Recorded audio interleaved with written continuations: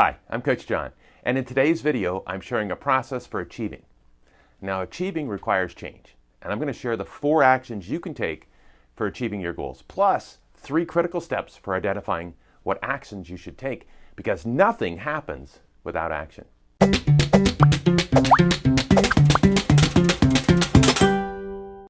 So I love the story of the 3 monks. And so one time there's 3 monks sitting by a lake, and they're deep in meditation. And then one of them stands up and he says, "I seem to have forgotten my mat at home. I should go back and get it." And stepping on the waters before him, he walks across to the other side where the small hut stands. He goes inside, he takes his mat, and he returns back across the water to where the other 2 monks are sitting. And when he gets back, the second monk stands up and says, "I just remember I haven't dried my washed clothes." And saying this, he too walks calmly across the water to the other side of the lake. And then he comes back 5 minutes later, the same way, comes back across the water. And the third monk is watching all of this very intently. And he thinks this is a test of his own skill. So he loudly declares, "So you both think your ability is just superior to mine. Watch me." And saying this, he scurries to the edge of the river, and no sooner does he put his foot in the water that he falls in waist deep. Now, unfazed, he wades out and tries again and again and again, all to no avail. And after watching this performance in silence, one of the fellow monks says, "Hey, should we tell him where the stepping stones are?" Well, how nice is it to know there's a path?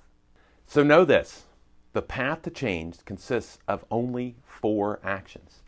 And this was a major breakthrough from the free 1-day Business Blueprint Intensive that I hosted back in my office in February.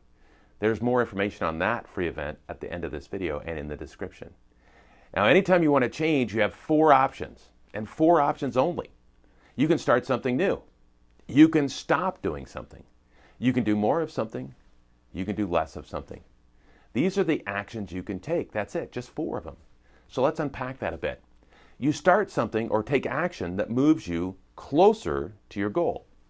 Or do more of something that you are already doing that moves you closer to your goal. You stop actions that move you farther from your goal. They don't move you closer to your goal, or they move you slower to your goal than something else. Or you do less of something that doesn't move you towards your goal. That's it. There's only 4 actions. So now you might be asking yourself, well, how do I identify what to start or stop?